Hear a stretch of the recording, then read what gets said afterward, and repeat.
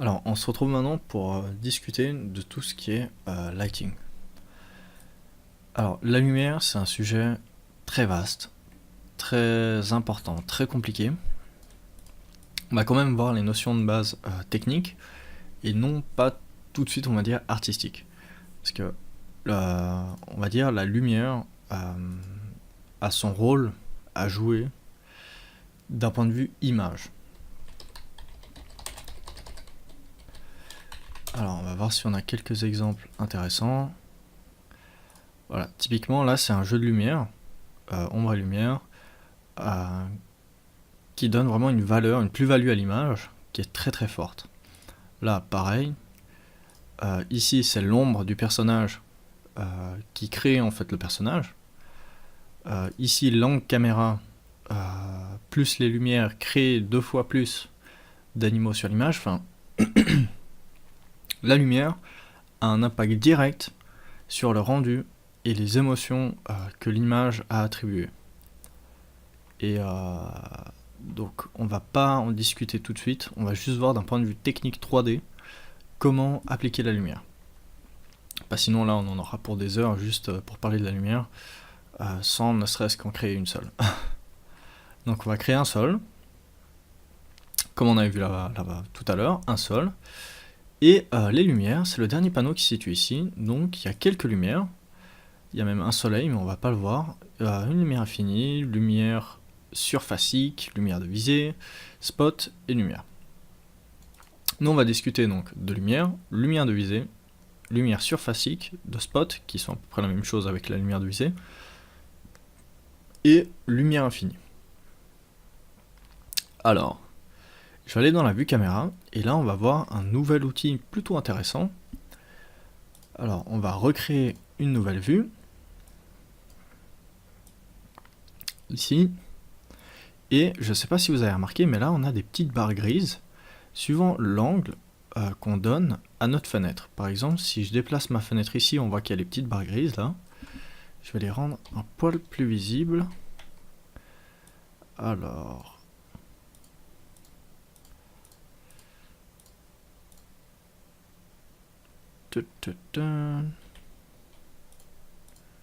Voilà. Alors avec majuscule V, je vais aller dans les options de ma vue en perspective, et je vais faire ressortir les barres qui sont de côté ici. Et si je ferme l'angle ici, enfin si je ferme un peu en viewport, elles vont disparaître. Mais si je les rouvre, on voit qu'elles vont réapparaître. Et ça en fait c'est dû au format d'export que je vais utiliser pour mon rendu. Ça veut dire que si je change ici la taille de l'image que je voudrais au rendu, et ben ça va drastiquement changer ces parties noires.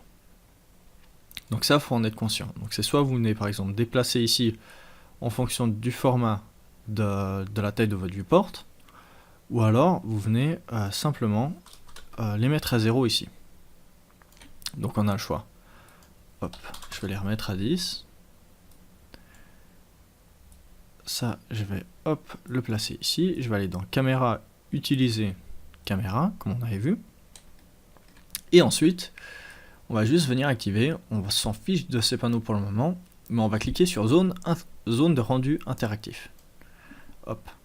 Et en fait, ça va créer ce petit carré qui va faire du rendu un petit peu à chaque fois qu'on fera une modification. Donc lui, il va calculer un rendu tout le temps, un rendu en fonction ici du curseur qui se présente ici de la qualité. Donc ça veut dire si je le mets tout en bas, ce sera un rendu vraiment de basse qualité, et si je le mets tout en haut, ce sera un rendu de meilleure qualité.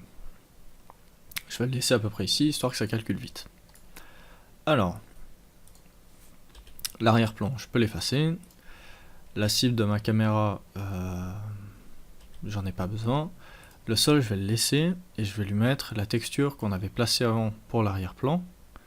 On va voir si ça fonctionne ou pas. Ça marche pas des masses. Alors, donc ce qu'on va faire, c'est qu'on va l'effacer, et on va simplement créer une texture blanche. J'ai supprimé malheureusement mon sol. On va juste placer une texture blanche, voilà, pour le sol. Très bien. Et on va créer notre première lumière en cliquant simplement sur lumière. Alors, vu que notre lumière est au centre du monde, et que notre cube est au centre aussi, le cube il va cacher en fait tout ce qui se passe avec la lumière. on verra rien. Donc il faut sortir la lumière de notre cube.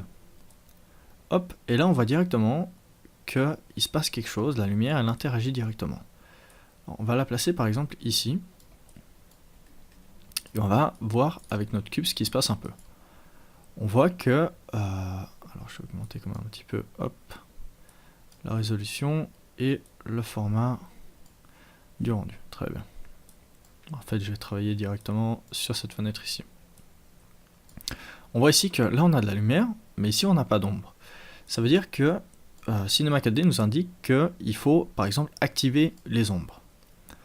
Donc, on va cliquer sur notre caméra. Et dans les attributs de notre caméra, on a pas mal de petits panneaux. Et on a le panneau ombre. Donc, on va sélectionner ombre. Et là, on a un choix ombre sans. Donc, pas d'ombre. Mais on peut choisir d'autres ombres, par exemple masque d'ombre, ombre douce. Donc on aura une ombre ici. On aura Ray Trace, ombre franche. Donc une ombre très dure, très solide. Et la dernière, ombre surfacique. Donc celle-là se dégrade énormément.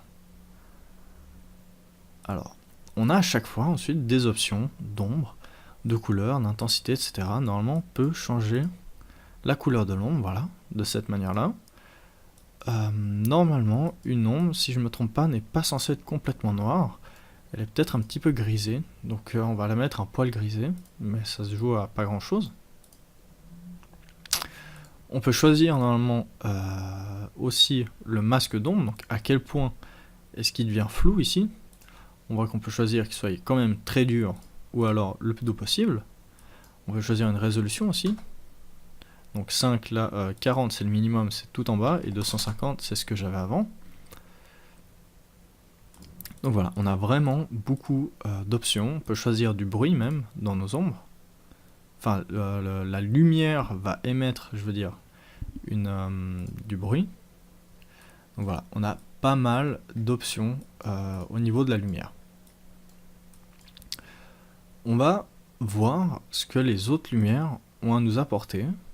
Alors, on va juste vérifier encore un petit peu plus ce qui peut se passer par là.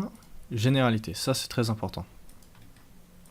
Dans Généralité, hop, ici on peut choisir quel style de lumière on veut, qui sont donc ici dedans. Donc on peut modifier notre lumière en fonction de nos besoins, lui dire bah voilà je veux que tu soignes un spot. Donc un spot c'est celle qui est ici.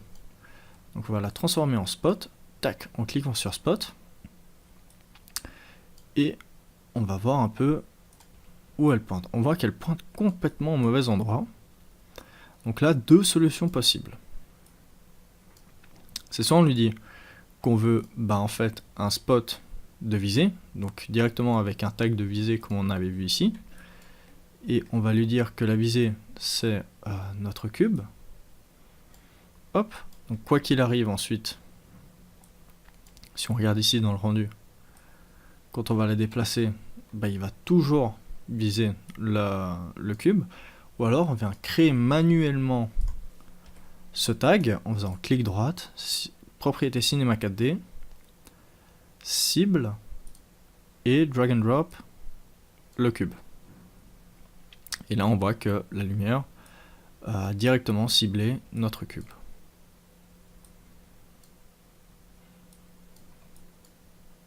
Voilà, donc on voit que y a déjà pas mal de choses à faire. Au niveau des ombres, on a aussi un contrôle des ombres ici. Lumière visible, est-ce qu'on veut que la lumière soit visible au rendu ou non? Là on voit qu'elle est visible. Et là, volumétrique. Alors, je ne sais pas s'il l'a chargé ou pas. Très bien. Volumétrique inverse. Donc là, je ne sais pas trop à quoi il sert. On va dire que non, on n'en a pas besoin. On peut aussi changer la couleur de la lumière. Donc lui dire, bah voilà, c'est un spot bleu, un spot rose, un spot rouge plutôt. Donc on va le laisser blanc. Et ensuite, quelque chose de très important, c'est en fait dans projet ici, tout ce qui est exclure ou inclure. Alors, où je veux en venir? Eh bien, on va créer une deuxième lumière. Et avec cette deuxième lumière, alors je vais faire Alt R pour créer ce petit panneau que je vous ai montré avant ici. Le raccourci c'est Alt R, comme ça je vais travailler plus que dans ce viewport ici. Alors hop et hop. Là maintenant le challenge en fait ce sera d'avoir par exemple de la lumière qui vient taper sur le cube ici, mais qu'il n'y ait pas d'ombre derrière, et en revanche qu'il n'y ait pas d'ombre ici, pas de lumière de celle-ci sur ce côté-là du cube, mais qu'il y ait de l'ombre sur le sol. Donc faire quelque chose de physiquement impossible avec de lumière. Alors, on va aller sur la première lumière, qui est celle de gauche, et on va lui dire tu m'exclus le cube. Très bien. Mais en revanche, tu vas inclure, alors, là, hop, juste que je vérifie, alors,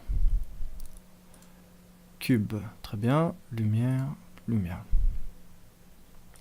Alors, exclure, là, je vais exclure le cube, et ici, je vais inclure, très bien. Alors, là ça devient juste un petit peu tricky en fonction de qu'est-ce qu'on dit oui, enfin où est-ce qu'on dit oui, où est-ce qu'on dit non. Alors. Ici on va inclure le sol. Très bien. Et là on va inclure le cube. Donc ça veut dire qu'on a une lumière qui vient taper de ce côté-là, qui donne aucune ombre ici, alors que la lumière qui vient ici vient taper là, donne 0 lumière ici, mais une lumière là. Et ça, c'est ce genre de choses qui peuvent être très intéressantes en fonction des scènes que vous utilisez. Par exemple, si vous vous rendez compte qu'un élément tout seul sur une scène n'a pas assez de lumière. On se rend compte par exemple que ce cube, qui est par exemple un personnage ou autre, comme par ici n'a pas assez de lumière, ce qu'on peut faire c'est créer une light qui elle, là en soi éclaire tout, et lui dire ben non, la seule chose que tu vas inclure, c'est le nouveau cube qu'on a créé. Et là maintenant on se rend compte qu'en fait seulement ce cube est éclairé par cette lumière. Et ça c'est vraiment super puissant. Si par exemple on se balade dans un tunnel, dans un corridor, dans une maison, on peut dire bah voilà, tu n'éclaires que les tableaux, tu n'éclaires que le lit, tu n'éclaires que ce personnage, et ça donne un moyen en fait d'avoir un contrôle total sur les éléments qui sont éclairés, oui ou non, en fonction de nos besoins. Alors par exemple, on peut encore ensuite normalement rajouter des ombres et tout ce genre de choses. Donc voilà, ça c'était la petite parenthèse sur les lumières. On va pas aller plus loin, juste d'un point de vue technique, ce qu'il faut retenir c'est... Ah non, si, on va encore aller plus loin en fait. On a, hop, ces deux lumières là à voir. Alors, ce qu'il faut retenir avec les lumières, c'est quelle lumière utiliser et pourquoi. Et ensuite, les ombres, pourquoi, enfin, où ça. Et qu'est-ce qu'on veut éclairer ou qu'est-ce qu'on veut ne pas éclairer. Maintenant, on va créer une lumière surfacique. Alors, cette lumière, elle se présente comme ça. C'est un espèce de carré qui éclaire en fait ce qu'il y a devant et ce qu'il y a derrière, mais pas ce qu'il y a sous et sur elle. C'est ce genre de lumière qu'on va utiliser en fait inclinée, suivant comment, sur un objet, pointant un objet, voilà, comme ça, et avec un rendu très agréable au niveau visuel. On peut bien évidemment venir cocher les ombres et travailler ensuite, par exemple, comme si c'était des spotlights, donc dans un studio photo, et hop, si j'en mets deux ici, donc là, j'appuie sur W pour changer la rotation du monde, enfin la rotation de l'objet sur la rotation du monde, pour pouvoir faire une simple rotation et hop, la replacer en monde. Et là maintenant, on voit que c'est un espèce de semi-studio photo 45-45, comme si on voulait faire une photo portrait. Très bien. Alors ça, donc c'est les lumières surfaciques, qui sont un peu comme des spotlights. Et en dernier, ce qu'on va voir, c'est la lumière infinie. Alors, la lumière infinie, elle se présente comme ça. Un petit point de lumière avec une ligne directionnelle. Et cette ligne directionnelle, on va pouvoir lui donner une rotation. Et en fait, elle va tout éclairer de façon parallèle. Et peu importe sa position, c'est une espèce de soleil à elle toute seule, avec des options en fait de lumière et une super belle. Enfin, on a vraiment un contrôle total sur cette lumière. C'est vraiment génial. Voilà. Et là, on peut avoir donc les ombres. Et si on regarde donc, peu importe son positionnement, l'ombre reste la même. C'est vraiment l'angle de ce point en fonction. Hop, si je désactive ça, c'est vraiment cette ligne là qui importe. Dans quelle direction est-ce qu'elle part. Donc voilà, ça c'est bon à savoir. Alors là, on a vraiment fait le tour normalement sur les lumières. Il y a encore beaucoup de petites options cachées, des petits trucs un peu bien spécifiques, bien intéressants, mais on va pas les voir tout de suite. Tout ce qui est beaucoup plus technique, on ira par la suite. Là, on fait vraiment le tour de tous les éléments. La lumière, c'est fait, et on se revoit pour la suite.